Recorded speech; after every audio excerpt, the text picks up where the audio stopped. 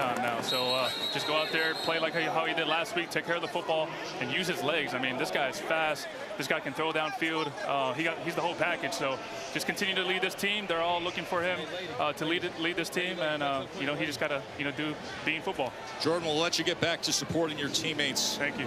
The UFL Championship game MVP from a year ago, Jordan Ta'amu. Appreciate you guys. Deion Jackson went for 2 yards on first down.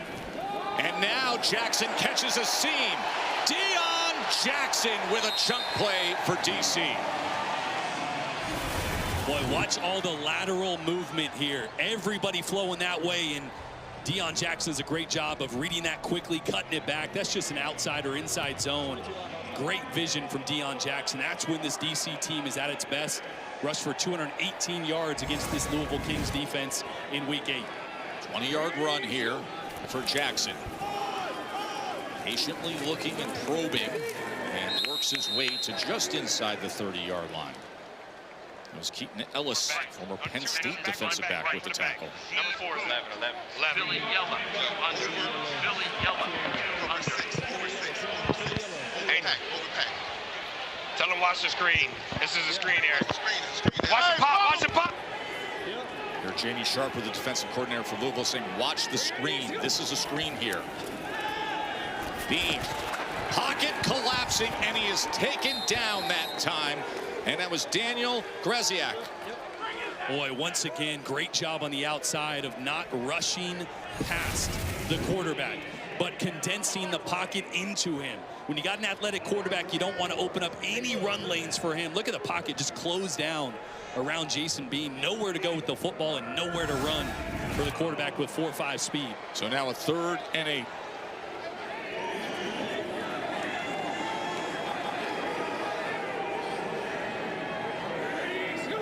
Smith shifts in. Bean trying to wiggle his way ahead, and there just wasn't that much there. Only picks up a yard. So with that, Matt McCrane, the outstanding place kicker, will come in.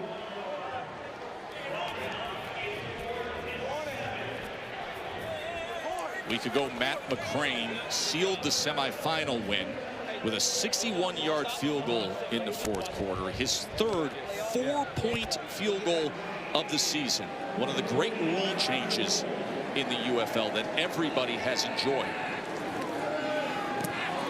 This from 48. Great lift, great rotation, and puts it through.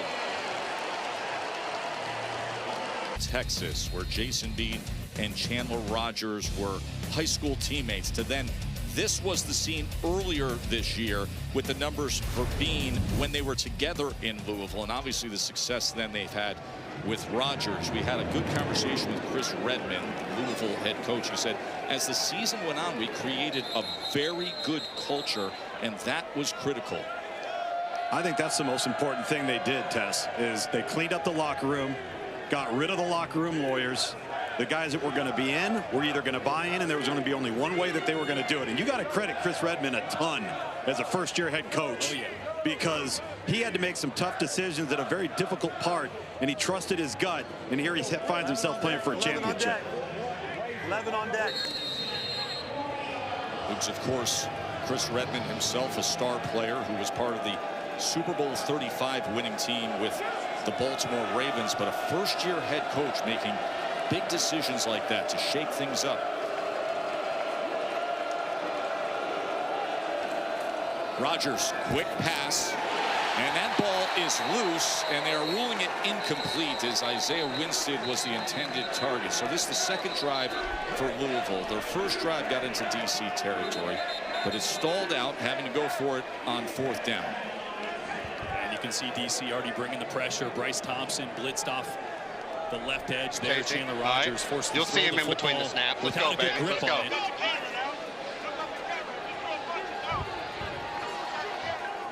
Isaiah Winston a little slow coming off the field. And this was Ian Wheeler, so running back and receiver banged up. Flank Yankee, 5 Blood Thunder, all over.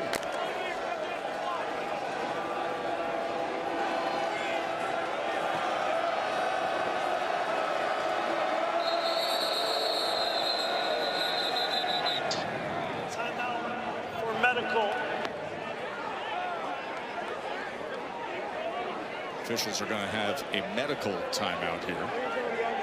As Redmond looks on. Of course, he was a Louisville legend in college, a Louisville Cardinal Hall of Famer.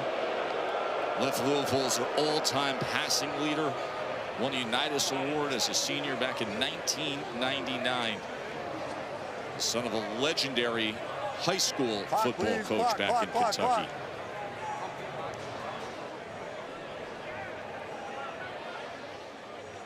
But remember how hot it is down there. Everybody getting a swig of water. Cramping and handling the heat is going to definitely play a factor today. Well, and Jordan, remember the Louisville sideline is completely under a shade as opposed to the DC sideline. My man Sam Ocho over there is baking under a sun lamp. That is the benefit of being designated as the home team in this United Bowl. James Robinson, as he was brought down and quickly at about the 48-yard line. Here we go, Logan, right there. That's a great point you're making, Tess. Usually DC's on the opposite sideline in the shade by design. Rip, but 6 Reed, the away Razor. teams, they're in the sun in this 90+ degree heat. That's right, Rip, Sam. over the jersey choice as well. Louisville designated the home team, but they chose to wear their lighter shaded road jerseys, so they get the shade with the benefit of that sideline. Nearly 90 degrees, very humid here in Washington, D.C. on this Saturday. Are you okay? Are you okay? Did you hit your head? Okay, okay. I'm going to take Tariq Black off to the medical tent for a moment. The official actually made him go off the field. I think he kind of saw him stumbling around there in the huddle. He's been a really big part of their success recently. Even as a blocker, as a receiver, had a big-time block, cracking down to spring the 51-yard touchdown last week with Ian Wheeler. Got to have a body on Derek Roberson. They're down in 7 as James Robinson will take it out to the 46-yard line, tackled by Andre Mintz, one of the great stories of the UFL postseason, as he was just signed over a week ago. He was an outstanding player for DC a year ago. He was working as a C-level suite professional, and then they signed him to bring him back to get some extra pass rush. Tess, he retired. He was done with football. Until 2 weeks ago, coach texted him, hey, you got 2 more in you? You got some paid time off you can take? We can sure use you for a playoff run. And he answered the bell. Mac Brown into punt away for Louisville. And it checks up inside the 5 and then takes a hard left turn.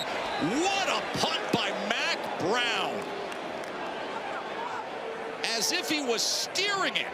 Checks up inside the 5 and turns left inside the 2-yard line. The former Ole Miss punter, now with the Louisville Kings. Look at this action. And that is where DC will take over. Blues. Fantastic. It looked like a good 8 to 9 feet all in one fitting. So now, after the sensational pin punt, and the flag is going to come in. They're going to whistle this dead. Remember, moments ago, there was a sensational pin punt by Mac Brown. So DC starting off at their own 2-yard line. This is our first flag of the game. Number 18, unabated to the quarterback. 5-yard penalty, still first down. And that'll give them some breathing room, Jordan. Yeah, great hard count down there. This is something Louisville struggled with. Cam Gill, 11 sacks on the year, leads the UFL. He has a really good jump on the ball. All these Louisville defenders try to get a really good jump on the ball. Struggled last week, couple penalties. St. Louis went hard count, so great usage of that there from Jason Bean to give himself some breathing room.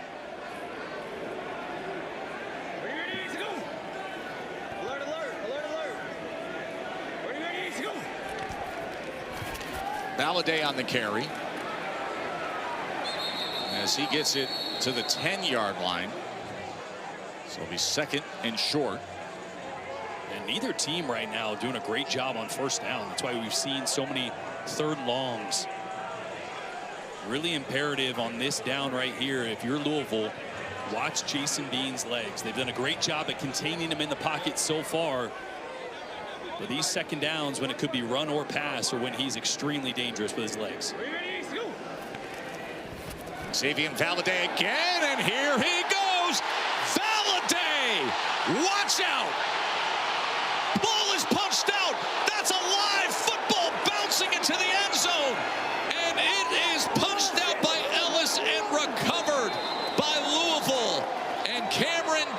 Dantzler. So it'll be Louisville football and a touchback as Xavier Holiday was tracked down and turned it over. What a wild play. Wow, great blocking up front first and foremost. Valladay hits the hole, and it seems like he's gone. But Keaton Ellis with a heads-up play, knowing Valladay didn't even see him coming, punches it out. That is a high IQ football play from Keaton Ellis, the former team captain at Penn State. Dantzler and Mayfield are able to recover in the end zone. What a swing for Louisville. Keaton Ellis, who grew up right there in State College, Pennsylvania, and went on to star at Penn State, Tom. Yeah, I got Keaton Ellis right here, man. What a hustle play. That's how you make championship plays right there. What was going through your mind as you're chasing that down? I mean, initially, just get him down, stop the bleeding. While I was running, I'm seeing he kind of had it loose in the back. Took my shot. Made sure I tried to secure the tackle, too, if I missed it. Man, God's great, man. Ended up getting my hand on the ball. Made the play. Outstanding, man. Good job. Appreciate you. With the unprecedented access that we are afforded here in the UFL, to have Keaton Ellis run the distance of the field, make that incredible punch-out force fumble, and then seconds later be interviewed by Tom Luginbill. It's excellent stuff by Keaton Ellis. Remember, these teams played each other twice this year, and the storyline was DC turning the football over. They turned it over 8 times in those 2 matchups, and once again, Louisville forces yet another one on an even bigger play. So 1st and 15 after the penalty. Here is Wheeler, and Wheeler is met, pushed back by Bryce Thompson. Boy, right now, DC has 0 respect for a vertical passing game. I mean, let's go short from G, Louisville. spin, kick strong. Short G, spin, kick strong. They are short loading G, spin, the box kick strong. and daring Louisville to throw the football. I'll tell you in a second. Rogers just 2 completions for 12 yards so far. Look at all these guys in the box. Wow. Here's your 2nd and 13, and that is incomplete as Garyon Conley had coverage of Isaiah Winston, former 1st-round draft pick by the Raiders in the NFL. Great coverage there from Conley. There really haven't been too many guys open, even on a couple of the early completions for Rogers. It was tight coverage. I said it to start this game. This is one of the most talented secondaries in the UFL with the 1st-round draft picks. The safety talent they have, tough task for these Louisville receivers. And both corners were drafted in the 1st round of the NFL draft. And Rogers, as he makes his way out to the 29-yard line on what was 3rd down and 13. So the punt team will trot out there for Louisville, and head coach Chris Redman. Defense came up big after that long run by DC. Ended up being a turnover and a touchback, but now punting away. Way to hold on to the ball.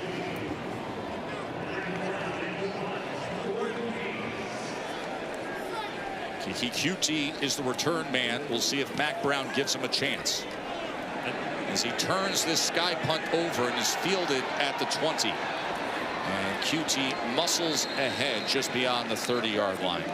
Yeah, and this is what makes Jason Bean so dangerous. His 4.5 speed and athleticism that caused fits for Orlando last week. And I mentioned earlier, don't rush past the level of the quarterback. You see defenders getting behind the quarterback. That means it opens up a big rushing lane for Jason Bean, and that's when his athleticism can take over. But what I loved last week is that he wasn't just a step up and run guy. He stepped up, found the lane, and kept his eyes downfield a few times. Hits a big play here to Cornell Powell on a 3rd down, I believe. Hit another big play to Braylon Sanders in that game outside the pocket. So far tonight, though, or today, I guess, Louisville doing a great job of condensing the pocket, not allowing those big rushing lanes for Bean to use that athleticism. Let's see if the trend continues. Gets the ball out quickly and gets it complete to Ty Scott. And Ty Scott drags Mayfield ahead for extra yardage to the 45-yard line. And expect more of those now passes. I was here on the sideline watching the DC defenders, offensive staff talk. They said, hey, man, if we see Louisville play that far off, get it out to our receivers and get it out to them quickly. So expect more of that if Louisville wants to continue to play about 7 or 8 yards off. That was the case with Ty Scott right there, Sam. 13-yard reception for Scott. Keeper with Bean. Bean's a long strider if he can square the shoulders and get upfield. Passes midfield. Good run on first down. You see Bean get up a little slowly. Remember that left shoulder he injured last week against Orlando, left the game and actually popped out of the socket, got it back in, was able to come back in the game, but it's going to be heavily taped there. You see him fall down there on that left shoulder. He was writhing in pain a week ago. We didn't know if we would see him again, and he comes back into that semifinal game, guides the offense to over 400 yards of total offense. That is incomplete as he was looking to get it to Scott again. This is the injury that you were citing last week, Jordan. Yeah, Bean does the right thing here. He slides, but defender comes on top of him at the end there. You can hear how much pain he was in. I'm with you, Tess. I didn't think he was coming back into the game, and then he trotted back in after the Spencer Sanders interception, finished the game. Didn't want to wear a bulky brace, so they just taped it up to support that shoulder as much as possible. 3rd down and 1. Smith.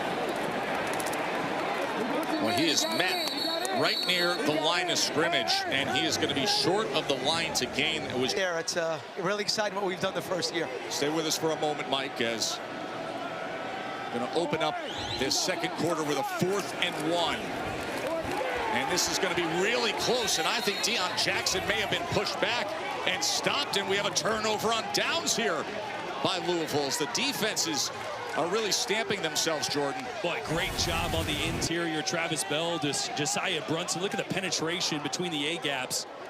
Nowhere to go for Deion Jackson. One of those wrinkles that Mike Rapoli instituted this year. You can't punt it when you cross the 50. He also added the 4-point field goal. Mike, how pleased are you with some of those wrinkles that you brought to the game, and could we see some further innovation as we continue on next year? I mean, Jordan, so far between the four-point field goal and really the no punting has been so great because it starts drives like right in the middle of the field. And it played a role in how we have this matchup as well. We had 4-point field goals last week in both semifinal games. Mike, where are things headed here? Obviously, you had new markets this year. You had 6 new venues. Where are things headed? I know you've discussed expansion. Well, we're going to have expansion in 2028. Oklahoma City is definitely coming in. They're going to have a new stadium there. And Russ Brandon and my team, starting Monday, are going to start to look at 4 or 5 different facilities for the second team. And you know, we're going to watch the 8 teams we have right now. And, you know, the one thing, Joe and Jordan, is the smaller venues are definitely working, and it's been great football. We go jet motion here on 2nd and 6 with Winstead trying to turn the corner, and he does so successfully.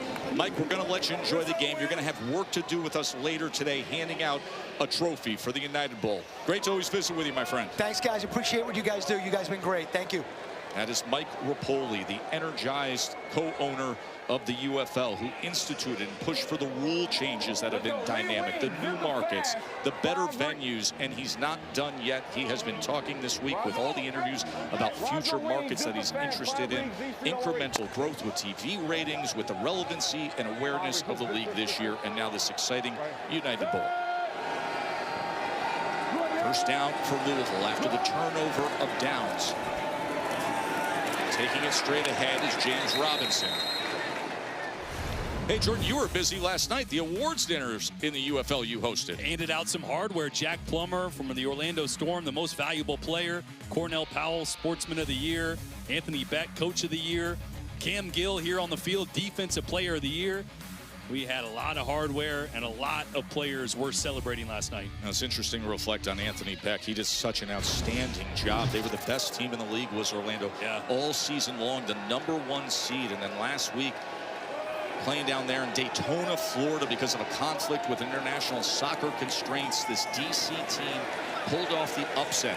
But Coach Beck was honored last night as Coach of the Year. Again, if you want to watch this 2026 United Bowl from Skycam coverage, we do have that version available for you. It's on the ESPN app.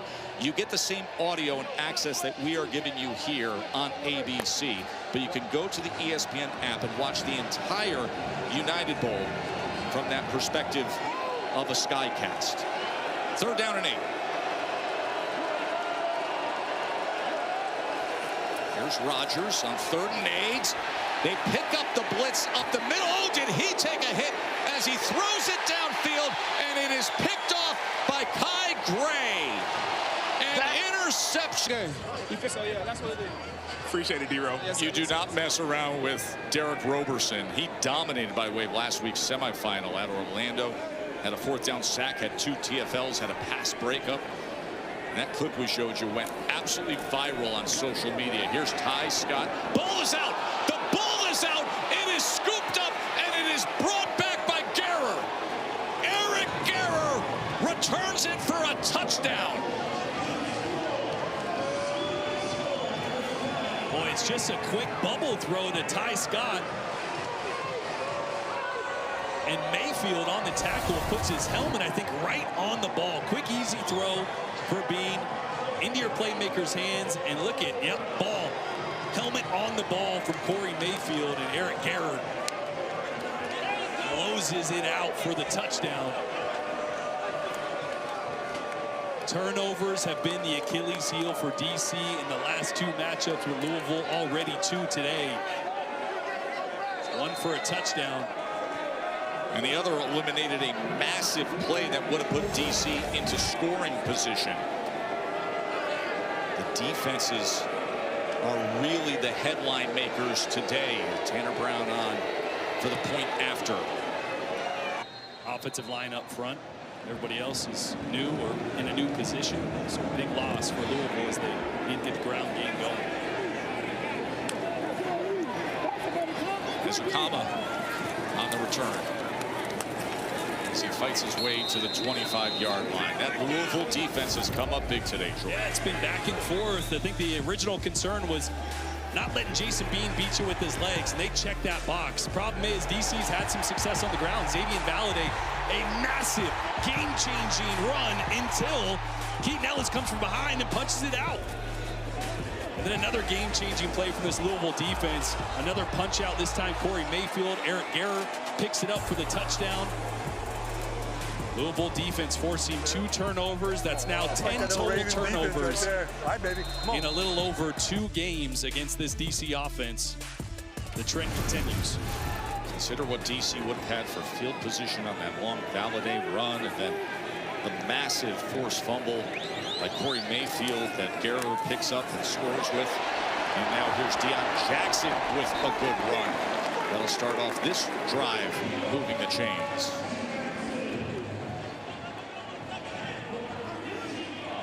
The zone running game, the lateral movement from the offensive line for DC has been great. Both Valade and Deion Jackson, great job of reading and finding those cutbacks. Back to work is Deion Jackson. 28 NFL games played. He was named All UFL this year.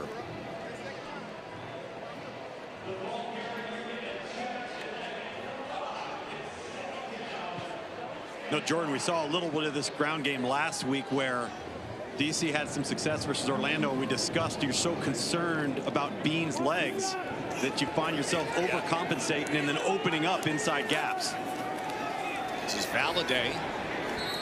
This offense to get things going. Officials are going to take a timeout to clean up the field. A football was thrown onto the field. Boy, that golden beer snake. Yeah, that's why a football is often thrown on the field. 3/4 of the way up. This thing is going to reach the top and some today.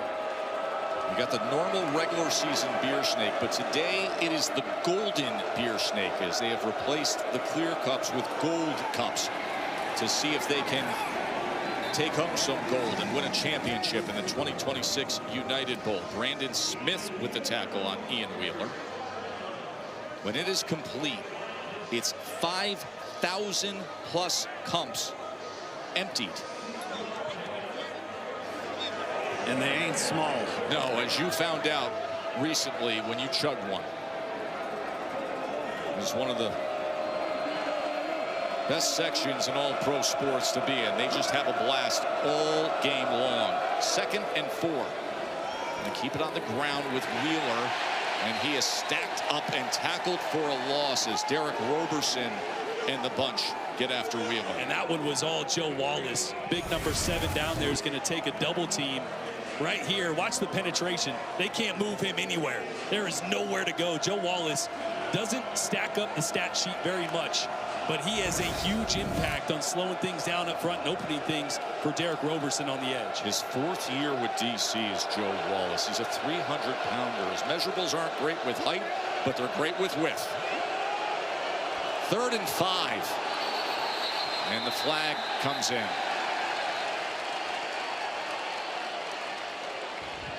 False start number 76 to 76. False start, offense number 72.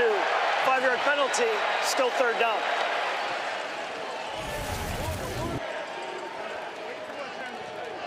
McAllister just trying to get a jump there. These are the moments, 3rd and longs, passing situations that Andre Mintz was signed out of retirement for. Number 48 on DC. Still working his job remote. Obviously not today. Forced a lot of double teams from Orlando last week as a pass rush specialist. 3rd down and 10. Here's Rodgers on the run, and he takes a hit at the 35-yard line from Sam Kidd.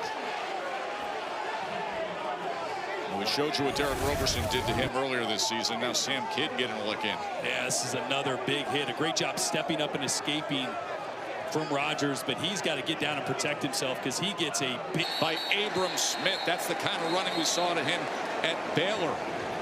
I think she'll forgive you, EJ, if you bring some hardware home. This is what DC wants to do, though. Get the run game going, especially north and south here, as Abram Smith just leans off those blocks. But you're starting to see, as we got insight to the play calls from offensive coordinator Fred Kais, he's starting to tag a lot of these runs with RPOs. Last week, they took a lot of those decisions off the plate of Jason Bean. Didn't want him to think too much. Putting it back on his plate today. Here's Bean keeping it, trying to get to that edge on the right side as he is chased down out of bounds. Corey Mayfield was there defensively. Mayfield, who had the forced fumble earlier, that was returned for a touchdown. Louisville's lone score of the day, 10-7 here at Audi Field. Guys, we're seeing a ton of rotation along the defensive front for Louisville. As Jordan was talking about this run game getting going for DC, you're seeing some tired Kings wearing gray here right now on this drive. Luke's total yards is DC 230 to Louisville 59. That ball is a live ball being fought for. And they are marking it at the 25 as DC will maintain possession. Ezukama was the receiver right there. And that ball just on the back hip. That ball is going to be out in front. So Ezukama can catch it, run. Had open space, so another miss there from Bean. 3rd down and 12. Jason Bean under pressure, downfield throw, and it's incomplete, well beyond Briley Moore. So Matt McCrane will come on to attempt the field goal. Well, that was made by Cam Gill, the defensive player of the year. Gets inside of Duncan here to get pressure on Bean. He had to let this go way before he wanted to. Feels the pressure. Bradley Moore's not even close to being out of his break. They didn't even have a chance there, but it was Cam Gill forcing the early throw. Finally getting involved in this game. As we reach the 2-minute warning. Excellent semifinal performance a week ago. And he puts it through right into that beer snake section. And a fumble return by Eric Garrett. Here's Tyler Hudson on the return. And he is met just beyond the 25-yard line. Both teams have all their timeouts remaining. Of course, the Super Challenge as well. Minute 52. Chandler Rogers, former high school teammate to his rival quarterback today, Jason Bean, former pro teammate earlier this season. They were both on Louisville. Said it was a very toxic environment on this team earlier. Said even after week 4 when we finally won, it just didn't feel like it. And then a complete overhaul for Louisville. But right now they need to find an answer offensively.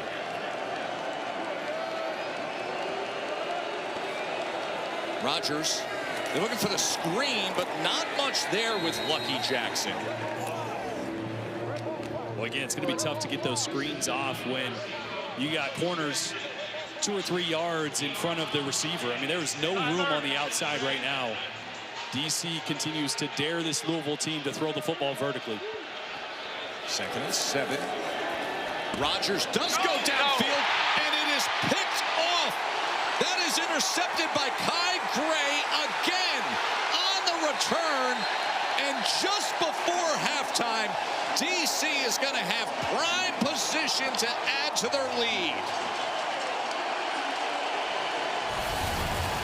Boy, Chandler Rogers gets fooled. He's watching Kai right here. He's thinking he's going to go that way. He doesn't. He goes to the middle of the field, and Rogers is trying to hit the seam route, which you only do against a 2-safety split look. So he is fooled by the late rotation. Great disguise there in late rotation from Kai Gray, and he is right there. Easiest interception he will ever have. 2 interceptions in this first half by Kai Gray. And that's just not something you see from Chandler Rogers. He is usually so good at knowing what a defense is in. But the late rotation there just fooled him. Because you only throw that ball down the middle to the tight end if it's cover 2. And you have a wide open middle of the field. Kai Gray was right there, and that's a big mistake from Chandler Rogers.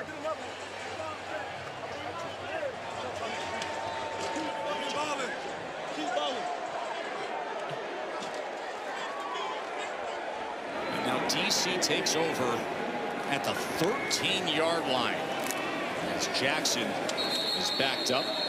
There's a host of Kings defenders, including Stokes, right on the tackle. Sam? And I'm here with Kai Gray. Kai, you got 2 picks. How many more you got in you, man? Shit, I got a whole lot, probably 5 today. That's how I'm feeling. What'd you see on that last one? I saw the tight end trying to hit the seam. I felt like they should attack the seam. I just baited him into it. He threw it right to me. I was trying to take it back to the crib, but QB stopped me. But hey, I trust my offense to get in the end zone. Thanks, Kai. Yes, sir. Thank you. What a first half for Gray. 2nd down to the end zone. That is denied. Briley Moore was the intended target, but Jaheim Thomas defended the pass. That's another time that Jason Bean is kind of predetermining where he's going to throw, because Cameron Dantzler was underneath that one. That is double covered. He has got to check that ball down to the shorter route. Remember, 2 weeks ago, he threw an interception in the red zone, and the reason was his eyes. He's got to be very careful down here, staring receivers down. The windows get smaller in the red zone. The margin for error is much tighter.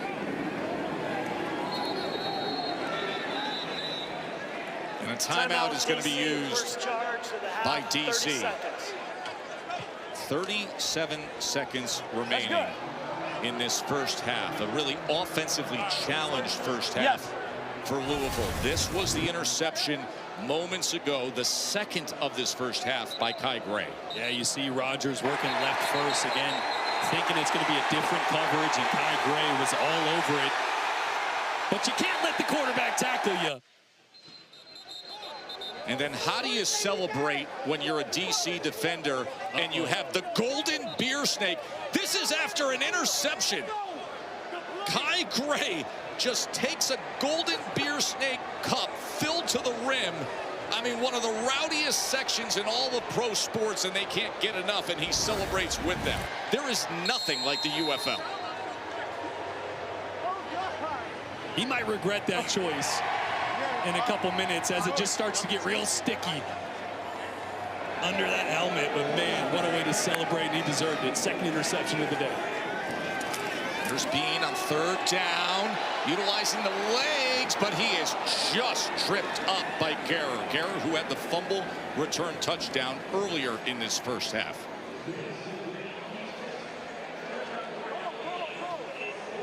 So Matt McCrane, I'm going to call a timeout at 3 seconds. Excellent kicker, will come out into the field for head coach Shannon Harris.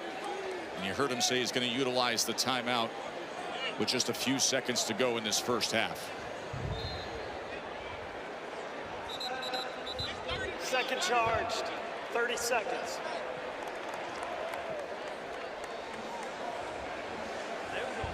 What will be the answer for Louisville easy walk-in touchdown in the second half? They have to find something offensively. They only had 62 total yards against this DC defense. Yeah. Guys, we're in first. We're in first. Chris Redmond's got to get in the locker room, make some corrections on that side of the ball. They will get the ball, Louisville, on offense to start this second half. Well, they got to get back to the drawing board. Right now, they do not have an answer for what Blake Williams and this DC defense is throwing at him. Mixing in man coverage, unique zone looks, rolling coverage in game. So if DC gives them some space on the outside, they have to take advantage of that. But to me, well, and actually DC starting out with 2 high safeties here, so this could be a scenario where you get the ground game going. So DC lightens up the box here, and they will start on the ground with Robinson, who is driven back. Good run fit by DC. That was Brandon Smith on the tackle. Our progressive first half stats. I mean, just completely lopsided. Obviously, the turnovers are what made this game close on the scoreboard, because it's not close in the stat column. DC dominated in the yards. The field position obviously wasn't helped, and Louisville grasping at straws in the first half. Let's see what corrections they made offensively and where they feel they can get an advantage. 2nd and 10, and it's Robinson again, and James Robinson crosses midfield for the Kings. Well, I love this little wrinkle here. They're going to have a tight end lead blocking on the outside backer right here. So instead of a zone look where you're relying on the defense to over pursue, let's get a little man blocking scheme. Get your tight end Trey McKitty right up on Brandon Smith there, and that opens the hole for James Robinson, a guy that had a ton of production in the NFL, had a 1,000-yard year with Jacksonville, all rookie in 2020. And he's been an explosive addition to this backfield. So Robinson goes for 19 yards. Prior to that, their longest rush of the day was 7 yards. This time he carries a couple DC defenders with him to the 36. Shift to Lee for Blunt Razor. Steve Rip, Logan. shift to Lee for Blunt Razor. Rip, shift to Lee for Blunt Razor. And you know he's not panicking. We mentioned earlier, 42 years as an offensive play caller at about every level. NFL, NFL Europe, now the UFL. Kings offense scored 30-plus points in 5 of their 6 wins. But today is just that defensive touchdown to this point. 2nd down and 4. This is Wheeler with the jump cut, but Roberson pursuing down the line with Brandon Smith. And this defense of Blake Williams, this DC defense is really fired up. Well, late rotation again. They're going to go corner blitz here with DeAndre Baker, but watch how late it happens. I mean, they just don't know it's coming. If Chandler Rogers sees that, he can pull up and throw it to his receiver there, but he just never saw it because of the late disguise from DC. Same thing they did on that interception to fool Rogers earlier. And now a 3rd down and 4. Whoa!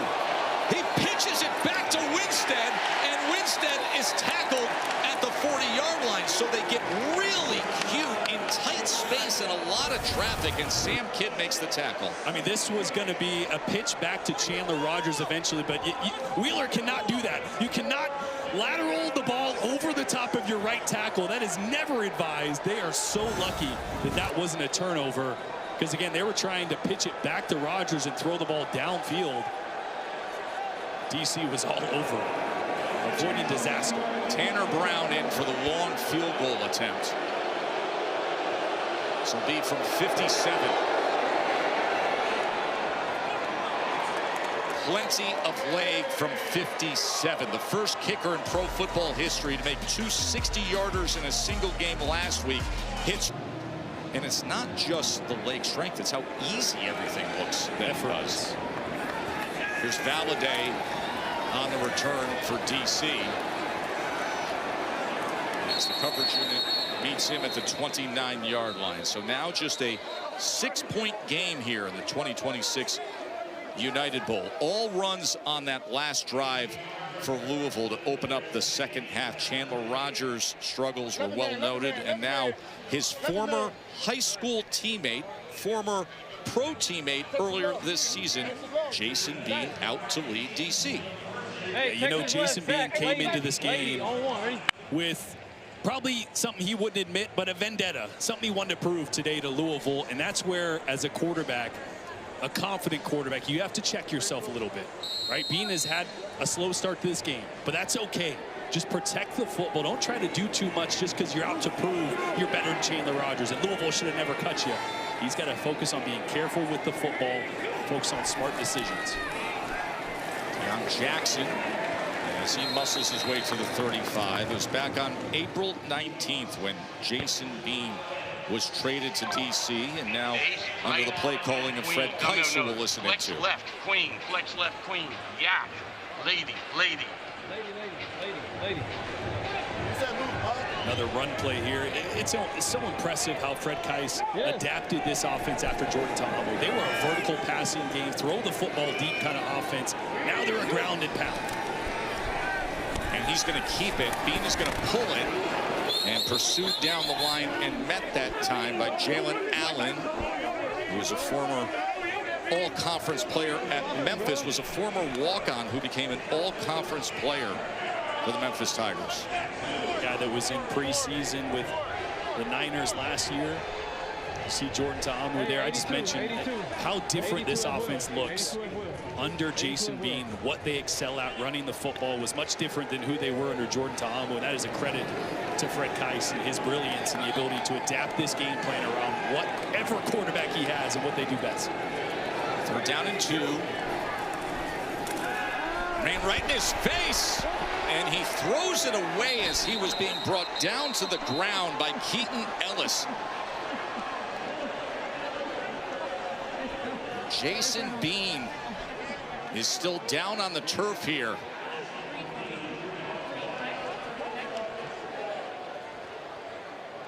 Starting quarterback for DC, trying to win a championship here on their home turf in the United Bowl, and he is down, being tended to by the medical staff. He's trying to avoid escape here.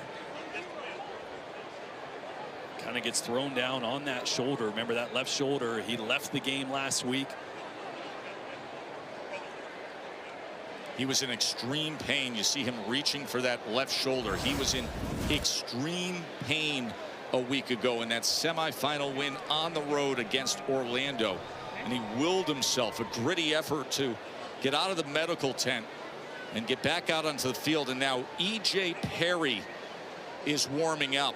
They acquired E.J. Perry, get themselves a veteran with starting experience. He's got CFL experience. He bounced around practice squads in the NFL, has had a good run in the UFL. And now Jason Bean, you can see the pain that he is in, is being helped off the field.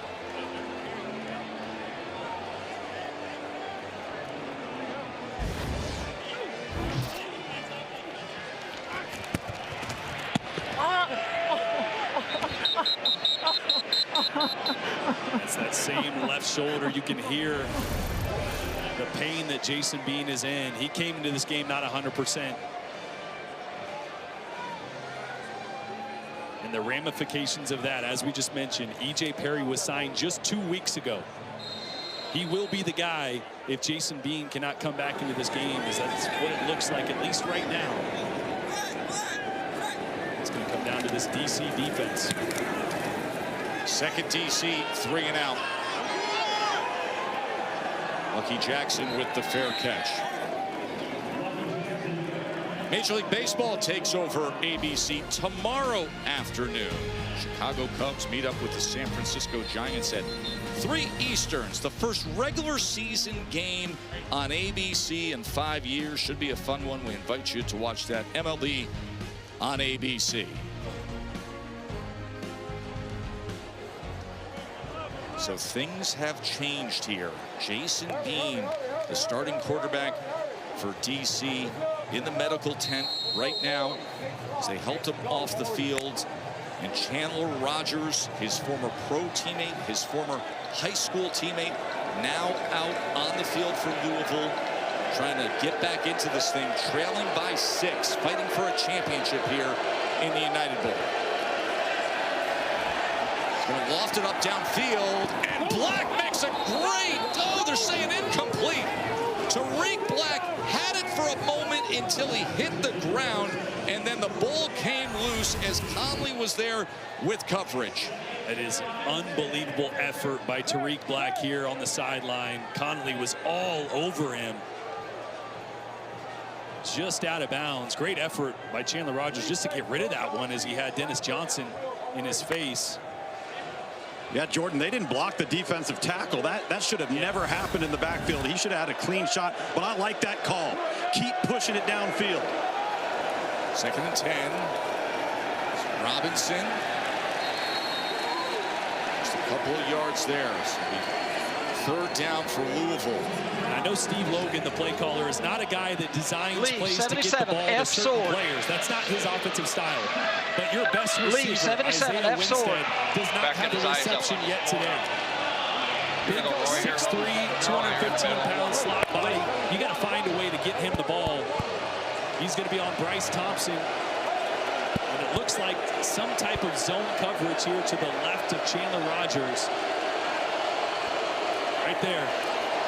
Here's 3rd down. Downfield shot. And another great effort from Tariq Black.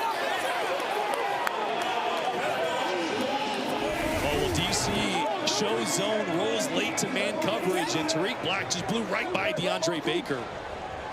Wow. Fingertips and hauls it in Superman style. Louisville's quick to the snap here. Yeah, they want to get this play off, and they do.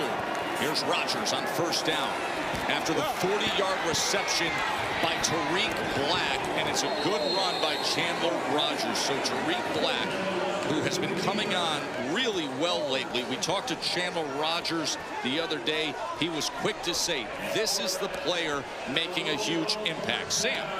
I just heard from some of the DC Defender staff, Jason Bean is now out for the game with a left shoulder injury. So big news, Jason Bean will not be returning to this game. Okay, so the starting quarterback is knocked out of the game. A couple weeks ago, they signed the veteran E.J. Perry. Sam was visiting with Perry earlier today, a cerebral, very successful quarterback from the Ivy League.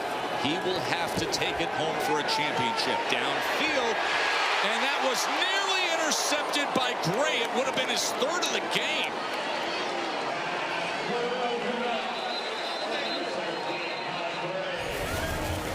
Boy, once again, you're going to get pressure right in the face of Rogers. And Kai Gray almost had his 3rd. Remember, he said he's got a lot more in him after having 2 in the first half. Defensive tackle again, Jordan. That's twice they haven't blocked the 3 technique on the outside shade of the offensive guard. Yeah, remember, right guard Jalen Thomas went out with an injury. So Kellen Deich is back there in a reserve role as the Louisville Kings players down. But protection, a big issue so far on this drive. And it was pretty clear that he re-injured it moments ago at the end of taking a hit to the ground. So E.J. Perry is warming up. Meanwhile, it's Louisville with a 2nd and 10, trailing by only 6 here as James Robinson takes it ahead. The 2026 United Bowl. It has been hard-hitting. It has been defensive-oriented. Louisville is trying to find their footing offensively, and now the drama with DC losing their starting quarterback. And you feel for Jason Bean, so much emotional investment into this game, faced his old team. Such a gritty performance last week, coming back to the game after being injured.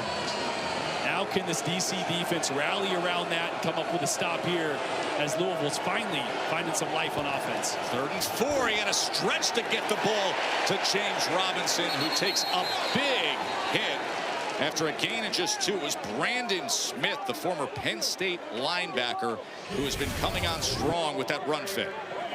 And remember, Louisville has 2 new offensive linemen in there. They've had 2 injuries at both guard spots. Not a ton of push there, not a great hole, and Brandon Smith does a great job of reading that, coming over the top and putting a big hit on Robinson to hold him short. So now the ultra-talented Tanner Brown comes on for the field goal attempt. With the 3rd best field goal percentage at Oklahoma State in all of major college football a few years ago, and he has been nearly flawless this year in the UFL, and he adds to his great season here. And all of a sudden, you look up, and it is just a 3-point margin. And a reminder that Game 5 of the NBA Finals is tonight, right here on ABC. Tip-off at 8:30 Eastern. Of course, all the buzz with what happened the other night with the Knicks capping the biggest comeback in NBA Finals history. Now tonight, they could make history if they close out the Spurs. Or will the Spurs fight back? And tune into the NBA Finals. Coverage beginning at 8 o'clock. Tip-off at 8:30 on ABC. So here is E.J. Perry ready to go. E.J. Perry, who played for Memphis in the UFL, played for Michigan, also spent time with Montreal in the CFL, bounced around the NFL with practice squads, a few years with the Jaguars, a year with the Texans. We were able to visit with him earlier. He was taking us through so many of the play calls. You got a great sense of his passion for the game and his smarts. You are talking about somebody that has an ultra-high football IQ as this kickoff will go out of bounds. Started 4 games for the Memphis Showboats last year. What you're getting in E.J. Perry is a guy that can make the right decisions and distribute the football. He is a pass-first quarterback, also with some mobility. But his game is accuracy on the short to intermediate. Going to see him using his legs here. This is going to be much more like a Jordan Ta'amu style game plan with E.J. Perry as opposed to Jason Bean, who was much more the zone read, use his legs, design quarterback runs. But just 2 weeks in this system, he has not had a lot of time with these receivers to build chemistry.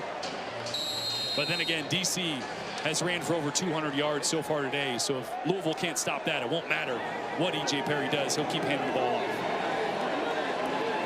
So E.J. Perry, his first play entering the game, replacing the injured Jason Bean as Deion Jackson takes it ahead for a gain of about 1.5 yards.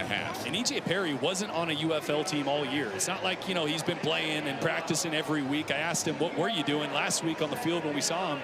He said, well, I was working out, staying ready. But the game speed is what takes a little bit to catch up as you kind of get it for the first time. So real interested to see how E.J. Perry fares in this new offense, just 2 weeks with DC. 2nd and 8. Perry's going to keep it. It's a decent decision to make for a 3rd and short. 3rd and short and cross the 50. Close to it. 17 they out there. Alert 16 Gucci. It's a 3rd down and 3 for DC. 2-back look with Jackson and Valladay and E.J. Perry at quarterback.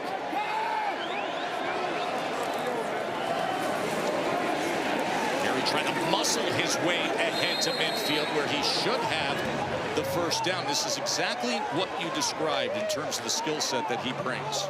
Yeah, he's more of a physical runner, right? Jason Bean was a guy that could run around you, beat you with speed. Now look at a decision here on 4th. Well, they're going to mark him just short. Real short, yeah. They're going to mark him just short here. So this is going to be a 4th down, 4th and inches attempt for DC. Trying to manage this lead here in the 3rd quarter of the United Bowl. Maybe try to get him to jump off sides, but the smart play would be to punt. It would be a big risk to go. Watch that play clock.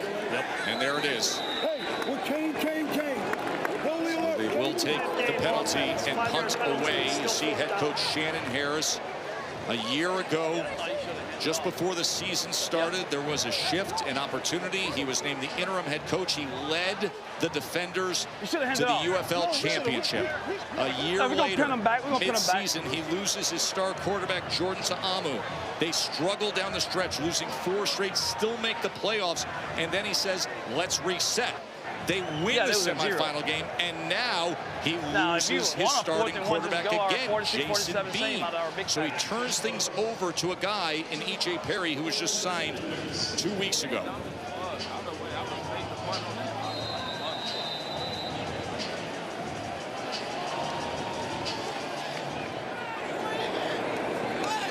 Start the second half, DC. 2 drives, 2 3-and-outs. Paxton Brooks with a sky-high punt. Lucky Jackson on the return. He is met and brought down. There's Jason Bean now, shoulder pads off, that left arm in a sling. You can see the emotion that he's wearing on his face, Jordan. Yeah, the disappointment that he has probably in his body for just not being able to hold up to the physicality of the last 2 weeks, because he wanted this one. You could tell how much this season wore on him, wore on his confidence and his emotions. Being discarded, being traded, now having an opportunity for redemption. And he will still get a ton of credit if DC pulls this off on leading this team down the stretch. But you know he's hurting not being able to be out there with his guys. And now his former high school teammate, Chandler Rogers, with the Louisville Kings offense out on the field, trailing by 3, trying to win a championship here. Ian Wheeler goes straight ahead, just a couple of yards there, tackled by Bryce Thompson. The last 5 drives for Louisville, boy, they had those struggles in the first half, and then settling in, just trying to manage things. A couple of Tanner Brown field goals. Well, the difference was the last couple of drives they started testing this DC defense deep. Something they didn't do last week in St. Louis. Didn't throw the football vertically downfield, but it really helped soften things up for the run game. And we saw the best 2 drives of the day. 2nd and 8. Rogers over to Winstead. And they're quick to get to Isaiah Winstead. The chaos that this defense can create, especially with Derek Roberson, their star defensive end, into space. There is Blake Williams, the defensive coordinator. Let's go. Somebody's down. D-Robe's down. All right, I need you to get D-Robe. Okay, D-Robe is slow to get to his feet. See him trying to stretch out that right calf. Extreme heat and humidity here in Washington, D.C. Should have gone up to the beer snake. That beer snake has turned the corner since you have been up there, Tom. Yeah, we are in section 136, the middle of the end zone now. You know what, Tom? You know what I appreciate is your integrity. Because last week the cup was see-through, so we could tell that it was full. This week it wasn't. You could have gone a half cup, you know, but you didn't. You went a full cup and you took it down. You added to the Golden Snake, and now it has taken a complete left turn. Headed for section 136, and we are not done yet. They say that when the beer snake gets to the top of just that section, it's 5,000 plus cups. So, Tom, I don't know, what are they up to, about 8,000 cups of beer at this point? Well, easily. And look at the bend in it when you start at the bottom. Maybe more than. If these people knew anything about geometry, they'd be able to straighten that sucker out, and it would be all over in section 135. Well, geometry gets a little iffy when you've had that many beers. A little foggy? Yeah, you know. By the way, a 3rd and 4, and these 2 teams contending for this championship, Louisville and DC, have combined 3 of 17 on 3rd downs. The defenses have been superb in this United Bowl. 3rd and 4. Rogers with time. Does he have an option? Yes, and a 1st down to Lucky Jackson. Well, you know you're getting man coverage, so what do? You run mesh. So you get all these defenders to have traffic to run through, and Lucky Jackson's going to split 2 defenders there and come open. It's a great job by Chandler Morris of buying enough time. Being patient, because that protection in front of him hasn't been very solid the last couple drives, with the injury of James Tunstall and Jalen Thomas.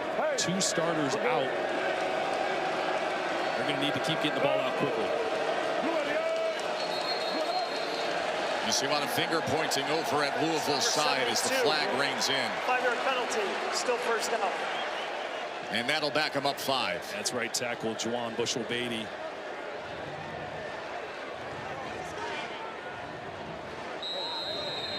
So just a little flinch.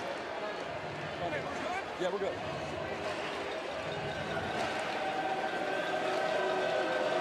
And 2 minutes to play in this 3rd quarter.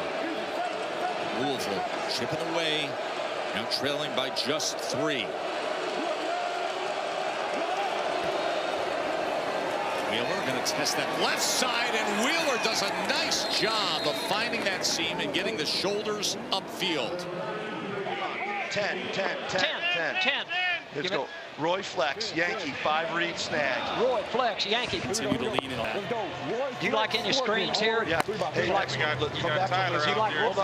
like Roy Flex traffic? That's not 0. Hey, listen, come back to your lizard.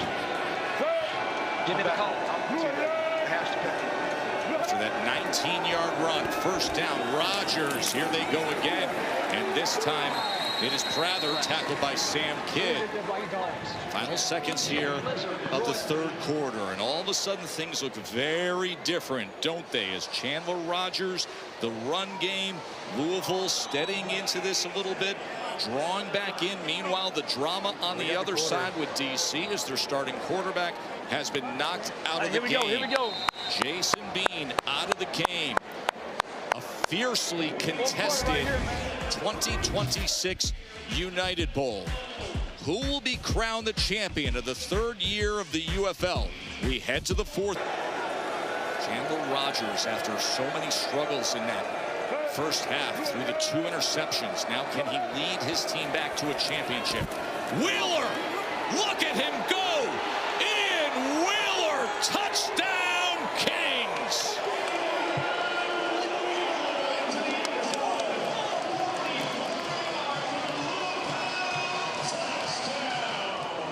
A 45-yard touchdown by Ian Wheeler on the first play of the fourth quarter. You just knew at some point this run game was going to hit. They were so explosive last week against St. Louis. Best defense in the UFL, #1 rush defense. Wheeler had a 50-plus yarder there and another explosive play when Louisville needed it most. That was the drive they had to answer, right? DC, quarterback change, no momentum. Wind was out of their sails. This was the moment the Kings needed to snatch back that momentum and take a lead, and they did.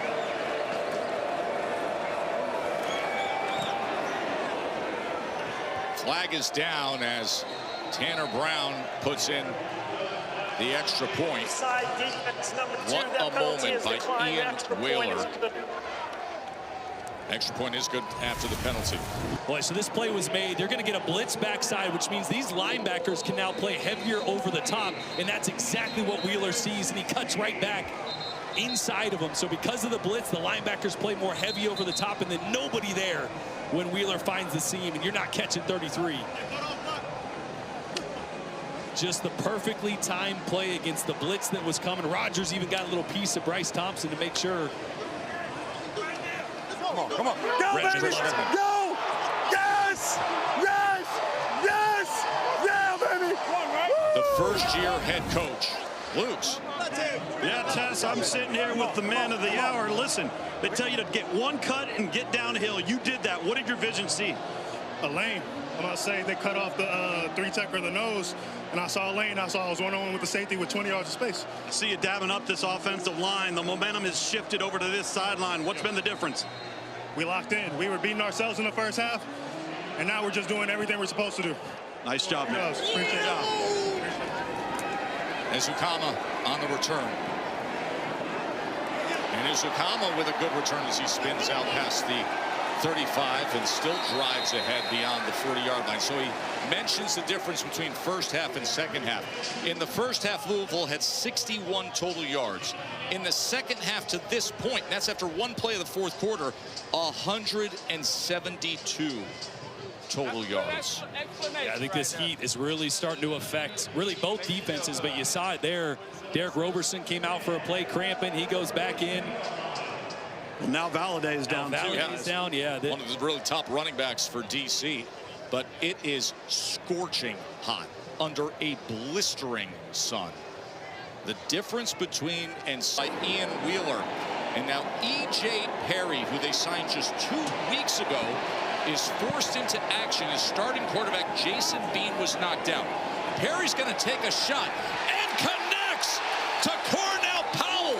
What a beautiful throw by E.J. Perry. And the flag is down. We'll check on that. Number 14 offense. Pass interference. They're going to walk it back. Offense number 14. 10-yard penalty. Oh, it's going to be Big first offensive down. pass interference on Cornell Powell. He runs a slant and go on Corey Mayfield. You see the push out there at the end. The ball was on the money from E.J. Perry. But watch the right hand here as Powell creates separation right there. Yeah, that's the right call. You extend that arm, create separation right before the ball shows up. That's an easy call and wipes away a huge play. Think about this. 2 weeks ago, E.J. Perry is sitting on the couch. He hadn't played football in over a year. Yes. Now he's down 4 in the United Bowl, a team he's been with for 2 weeks. That ball couldn't have been thrown any better, but it's wiped away. Well, only the second penalty on DC today. And it neutralizes what would have been a massive 1st and 20 after the penalty. Harry's going to try to find some running room. He manages to get ahead out towards the 37, tackled by Cam Gill, the UFL Defensive Player of the Year. And Cam Gill has kind of had a quiet day so far. DC hasn't really dropped back and thrown the football until now downfield. So the best part of his game, getting after the quarterback, has kind of been neutralized. But down the stretch, he will be able to make an impact on this game. DC's going to have to throw the ball to win. 2nd and 16. Here's Perry with a man in his face, and it falls harmlessly to the turf. And that was Jaheim Thomas defensively for the Kings. Oh, I love the call. You're just going to sneak Abram Smith on a little bit of a screenplay. Jaheim Thomas is a great job getting his hands up. That would have been a really big play if EJ could have gotten that off to Smith. He had 2 blockers out in front, only 1 defender out there. Jaheim Thomas just stopped a big play.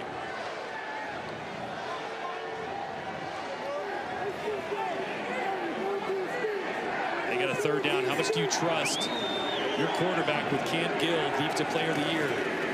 3rd and 16. Another downfield strike, and this ball is intercepted. That is Cameron Dantzler on the return. Still on his feet. And finally brought down at the 25-yard line by the offensive lineman, Jalen Duncan. Boy, this ball just needs to be thrown over here across the field. Pull your receiver away from the corner. This ball thrown too far upfield, so Cam Dantzler has a great opportunity to rally. He's not in great position, but he has great speed, and he closed on this ball. Again, if it's thrown to the opposite hash, now your receiver can protect the throw. But Dantzler comes up with it. Coach Redmond loving what he's seeing out of this defense. And on the other end, the disappointment with E.J. Perry, a 47-yard return. So now here's Louisville taking over at the DC 25-yard line with a 4th quarter lead. Rogers gets it into space quickly to Winstead. Chris Redmond, his 1st year as a head coach, of course, an all-time great college football player at Louisville, and then a backup quarterback who won a Super Bowl ring with the Ravens in Super Bowl 35. But most critically this week, what he's reflected on is being the son of a legendary state title winning high school football coach, Bob Redmond, who at Male High School back in Kentucky dominated for decades. He's been thinking about his dad and all the messaging through the years and how to win a championship. James Robinson could help him do that as he muscles his way into the end zone. The Louisville Kings roar all the way back and suddenly have a double-digit lead in the United Bowl.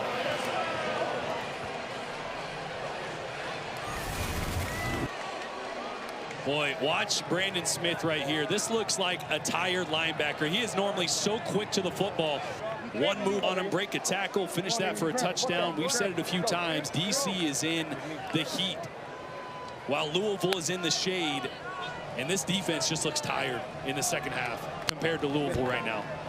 That's that home field advantage piece. DC always loves to be on their sideline, but since they're the away team, they were the lower seed, they're on the far sideline. So they're experiencing what nearly every other team has to experience coming into Audi Field. And Sam, you're experiencing that too. So just the difference that you feel from going from shade to where the players where you are feeling, what is it like? It's night and day. I've been in this DC sideline multiple times, and I've been on the away team sideline, but this game is hotter than any other game I've been in DC this year. And it's showing up. The longer the game goes, the more it is impacting the outcome here. And the advantage to Louisville, but they are playing spirited football, focused football. This offense did not look good at all in the first half. And now all of a sudden, they have an 11-point lead in the fourth quarter of the United Bowl. Even those covers that they have, they actually aren't blocking the sun, right? Like, that's the other problem. All these players are sitting underneath these shades, but the shade isn't shading the players. So all of a sudden, that idea of hydrating and rehydrating at halftime, it's even more important now. Louisville has scored 14 points in 2 minutes and 46 seconds. And the running game for Louisville, Jordan. Yeah, it's been dynamic. Robinson and Wheeler both have broken off massive runs here in this second half. Remember, they had, I think, 60 or 61 total yards in the first half. And the run game has absolutely been unlocked. Not just because DC's tired. I don't want to not give Louisville credit. They have 2 offensive linemen out with injury, and they have not skipped a beat in the run game. There's Valladay. Remember, he was dealing with the heat and cramping up. And he makes a great return of it, nearly out to midfield. So under 12 minutes to play as E.J. Perry, who had to come in the second half and replace the injured Jason Bean, will lead his team out in the field. He can walk off. Antonio Greer, who plays special teams coverage as well as a backup linebacker for Louisville, is slow to get up.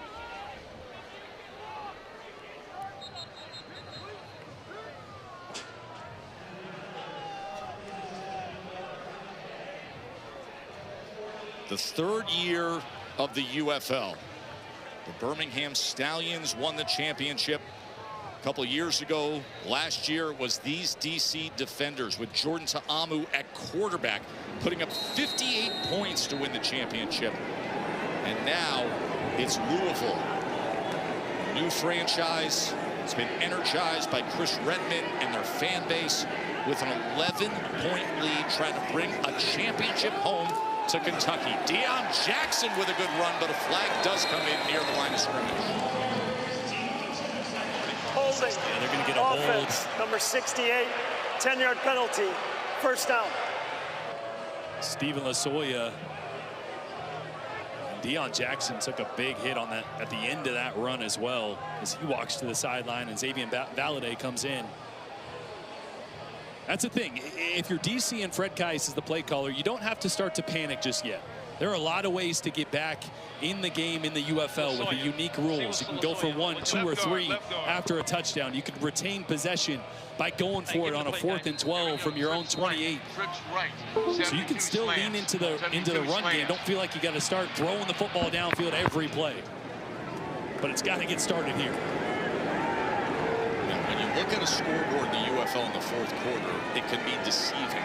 It's the only pro football league where you can have an 18-point deficit, and that just means 2 possessions. Cornell Powell. Great stiff arm for extra yardage as well, and a good ball thrown by E.J. Perry. Boy, watch how closely this is to an interception. Just barely over the fingers of Nick Kubitz. Linebacker in coverage. That was a great, confident, anticipatory throw there from E.J. Perry.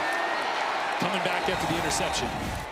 31-yard reception. Perry again downfield, and that was broken up at the last possible second. He was trying to get it to Braylon Sanders.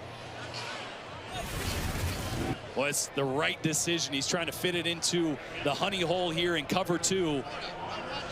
That ball has got to be 18 to 22 yards, and that was about 25 yards downfield, which means Mekhi Garner can get into the action there. Just a hair late from E.J. Perry, but the right read. Second down, Perry again. This time to the other side, and that was denied by Keaton Ellis. Keaton Ellis has played a good football game today. Ellis had that forced fumble on the big run. 11, earlier in the game. 11. Kind of surprised that DC got away from the ground game on those first 2 calls. Now a 3rd and long. Z Sluggo, Tucson. Yeah, we go field goal, yeah. So you heard the call. Z Sluggo. Boston, Z Sluggo, Tucson. It's our best protection, coach. Which means you should have a slant and go at the bottom of your screen by Ty Scott right here. Perry, under pressure, has to spin out of it. Flag is down as he goes downfield, and the one-hand catch is made by Sanders, but we will check on the flag. This could be coming back again. Offense, number 71. 10-yard penalty from the previous spot. 3rd down. And now you see the tempers, and things are flaring up. A championship is on the line. It's the 4th quarter. Two teams that don't like each other too much. Well, you got Cam Gill working on Jalen Duncan right here. Cam splits a double team from tight end Briley Moore, and then Duncan's doing everything he can right there at the end to keep Gill off his quarterback. Hooks him with the left arm right in front of the referee and wipes off a massive play. The slant goal wasn't there, but E.J. Perry bought some time and hit the explosive play to Braylon Sanders, all for nothing. DC didn't have any penalties in the first half. They have 4 in this half. I love the point you made earlier, Jordan, the fact that now Cam Gill gets to be activated because E.J. Perry is more of a passing quarterback. Jason Bean wasn't throwing it as much or as long. Now all of a sudden the defense pass rush is more available. Like, tell me because I'll pick it up. And Shannon Harris, I believe, is key, but let's see what they come up with here on 3rd and 20.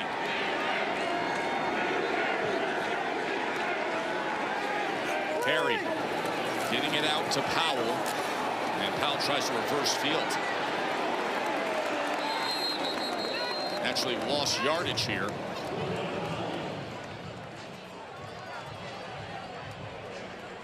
I want to see where that ball is spotted, because if that ball is spotted at the 42-yard line, this is a 4-pointer, and actually losing a yard is going to help them. And it will be. Yeah, he should have told you that. You're right.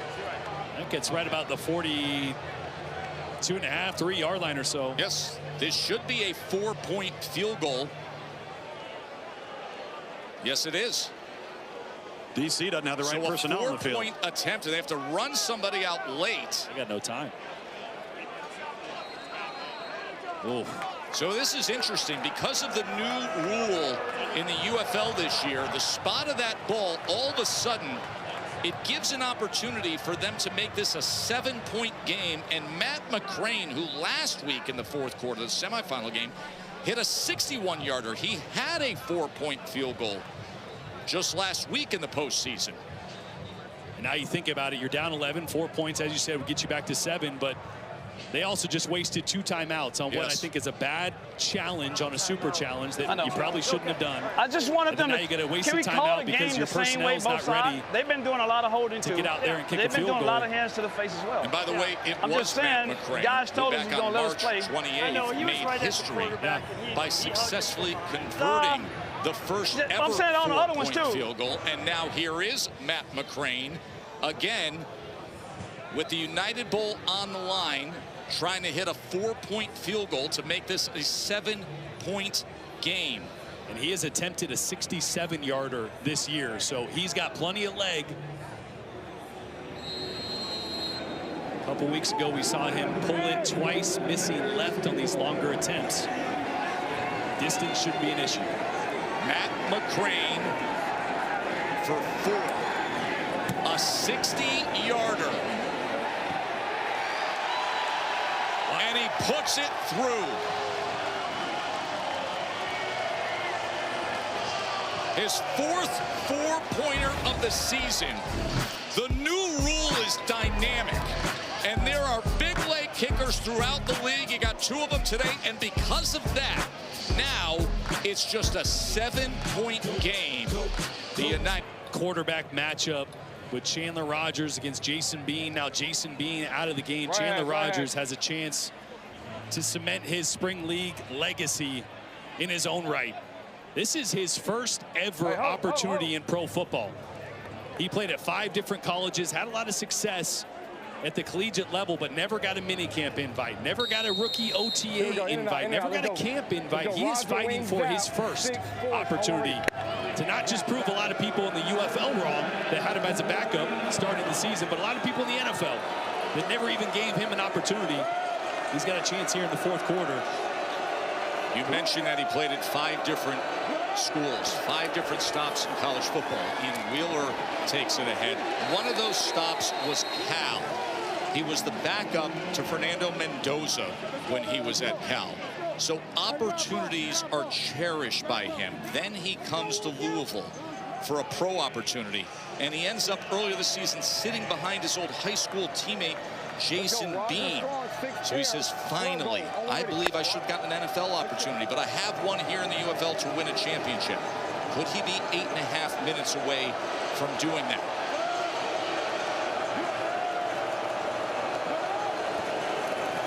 Oh, that is just eaten up. A massive tackle for loss by Dennis Johnson, the 300-pounder. Yeah, working on right guard Kellen Dyche, who's a replacement. Watch the vertical penetration here. I mean, Dyche has no opportunity. Just too much speed and power from Dennis Johnson there. 6'1", 306. That's a lot of beef packed in that explosive frame, and now 3rd and long. And it is loud here at Audi Field. The home fans trying to rally support for their defense. Rodgers is going to try to run it, and he is dragged down from behind by Casey Rodgers. And that is the stop DC needed.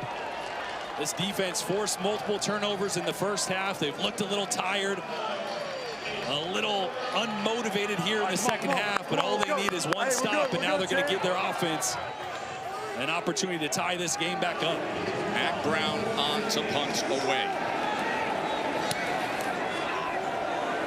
And it is an umbrella punt that falls into the hands of QT on the return. So the stage is now set unexpectedly for E.J. Perry.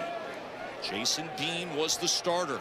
Jason Bean had led this team to this United Bowl, but it's E.J. Perry, who was signed just 2 weeks ago, who is up off the bench to try to win a championship, trailing by 7. Not just off the bench, as I mentioned, off the couch. He wasn't on a roster anywhere in the UFL this year. So not only has he been shaking off some rust the last couple weeks, but a crash course in this offense. He's had some bright moments so far in his opportunities. He's an accurate passer downfield. But I still think with 7 minutes left, 7:11 left in this game, you can still run the football. Let's see what kind of options Fred Kais has for his now 4th quarterback that he's had to deal with in about as many weeks here to end the season.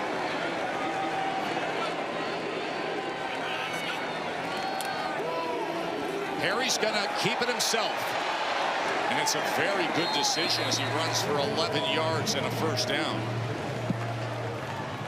And we've seen that now 3 times where Perry has called his own number on those zone reads. They are not giving him the attention or the respect that they gave Jason Bean and his athleticism. Perry takes advantage. Bean was injured last week, was injured again today. Can't continue. Perry steps up in the pocket, launches downfield. Flag is down as this is well beyond Ty Scott. Illegal contact number 12, defense. Illegal contact number 12 of the defense. 5-yard penalty, automatic first down. And it's Corey Mayfield, defensive back for Louisville.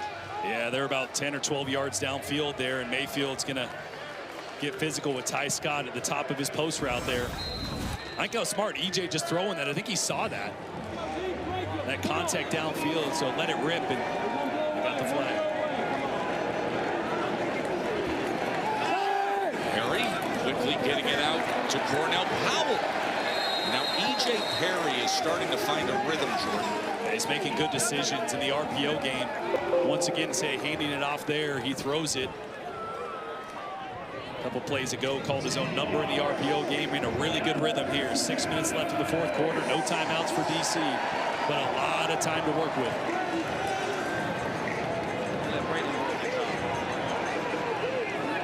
6 minutes to play. Perry gets the ball out quickly. Oh, should have been caught by Braylon Sanders. Boy, this is a perfect throw from E.J. Perry. Louisville's going to blitz. He replaces it with a slant. Braylon dropped 2 passes last week against Orlando. 1 deep, 1 short. And another huge drop, because if he catches that, he might be the fastest receiver that DC has. He's off to the races.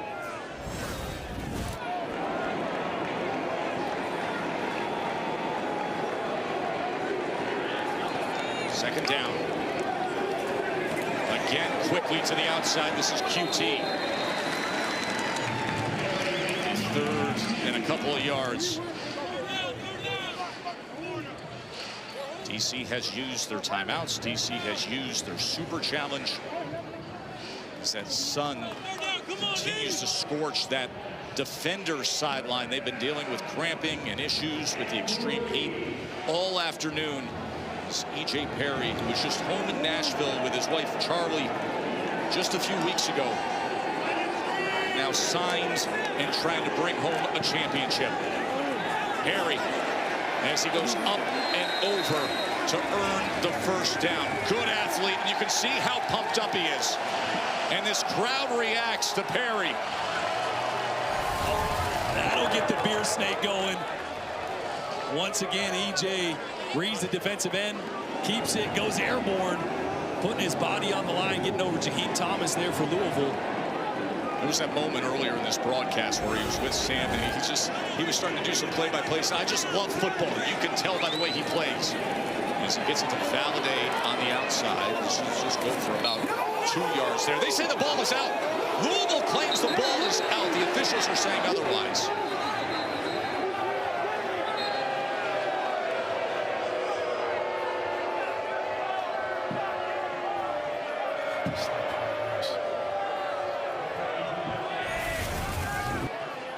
See Valade getting brought down.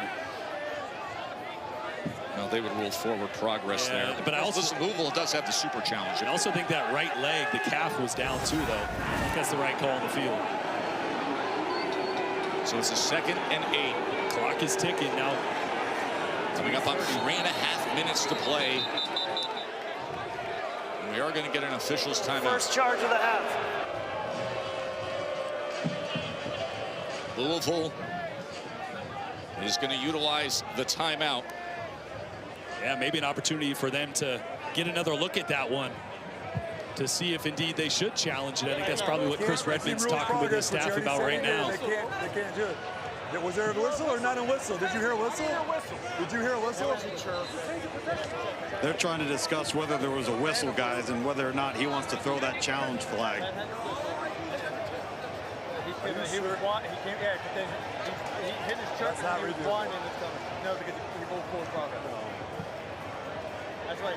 So the ref telling him there they ruled forward progress with the whistle. Down too. I didn't hear the whistle.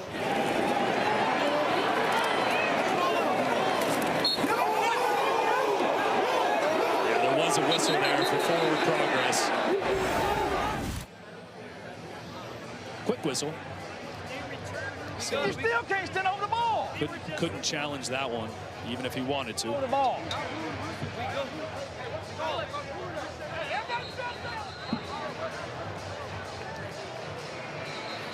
Now you think about guys that can make an impact down the stretch here. Briley Moore, the tight end for DC, had a big play on a wide pop pass last week that went for a lot of yards. He's their gadget guy. If they want to design something up to hide number 88, he's a guy that can usually get lost in the mix.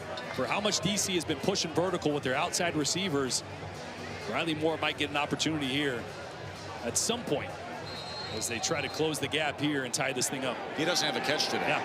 Last week in the semifinal win, he had a 33-yard touchdown catch in the second half that gave them an 11-point margin. 2nd and 8. Flag is down again as this is thrown to the outside. We will check on that flag. As Okama was the intended target. Offside defense, number 47 in the neutral zone at the snap. 5-yard penalty, still 2nd down. Yeah, they're going to get Lonnie Phelps on the right side. Or excuse me, yeah, just right in front of you right there, jump off sides. Louisville's bringing pressure. The one-on-one matchups are there if DC wants them. 3. So is that quarterback run game, and I love how Fred Kais, he's just, if it ain't broke, don't fix it, right?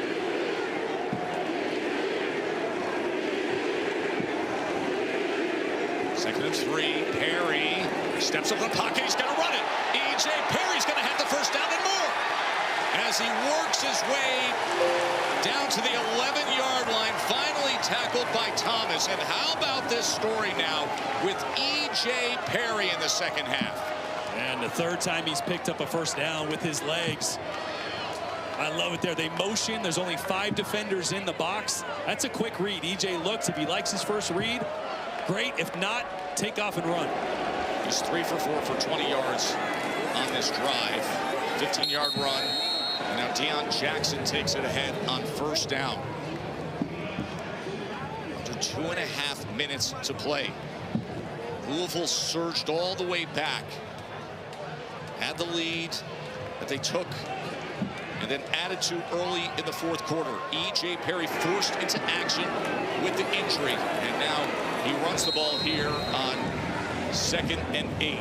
Be third down from the 6-yard line as we will hit the 2-minute warning. Can Shannon Harris and E.J. Perry off late drama here? 2 minutes to play, trailing by a touchdown. Perry to the corner of the end zone, and that is out of bounds, looking for Powell. Boy, Cam Gill with a great pass rush on Jalen Duncan. Got in the face of E.J. Perry there, and that's why that ball sailed out of bounds. Now 4th down and 5. 4th down and 5 for DC. They have no timeouts remaining. It all comes down to this moment. Go to motion.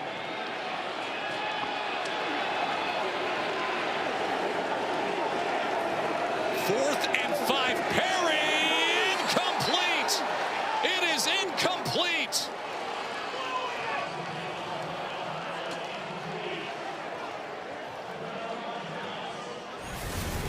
Boy, they're running mesh here. So you got crossing routes, and they're trying to hit Cornell Powell right here. Perry with a lot of pressure on him. That ball sails a little bit. If he has time to step up there, Powell comes out open. If he can put that ball out in front, but too much pressure from Cam Gill, the defensive player of the year when they needed it most. Sped up the process of E.J. Perry just enough to cause that incompletion. Great job. And Chris Redmond in his first year as a coach. How good does that have to feel for Chris Redmond to know the decisions he made to switch things up after the poor start to the season they had, to try to change what's been described as a toxic culture, a change at quarterback, a major shift at offensive line, a first-year head coach who is a great player, but specifically, as he references himself, the son of a legendary high school coach who he learned everything from. Bob Redmond won 4 state titles at Male High School back in Kentucky. Chris says, if I had a nickel, and there is Bob, his father, Bob. He said, if I had a nickel for every person who's walked up to me and said, your dad changed my life. He said, now as a head coach myself, I try to draw on all his experience, his leadership he showed through the years. Chris Redmond led this team masterfully after what was such a shaky start to the season, his first year as a head coach in a new franchise. Yeah, they start 0-3. They won their 4th game, but a 1-4 start to the season. They were the worst rushing team in the UFL. He hits the reset button, trades his starting quarterback, cuts 2 offensive linemen that are starters, cuts their star running back, hits the reset button on the culture and on the emphasis to get back to the ground game. And since that point, they've been one of, if not the best rushing attack in the UFL. And today, after a slow first half, 183 rushing yards. Ian Wheeler and James Robinson got things going on the ground, and the defense came up big time and time again, forcing turnovers. This was a complete team effort from Chris Redmond and the Louisville Kings. And a reminder that we will have the post-game celebration, the trophy presentation, the MVP, all the post-interviews of this championship moment. Get ready to get splashed, Coach Redmond. And on a hot day like this, that feels extra good. Thank you, guys. Let's go. Get out the field. Get out the field. Boy, what a start for this franchise in the UFL as well. One of the 3 new teams to kick off the 2026 UFL.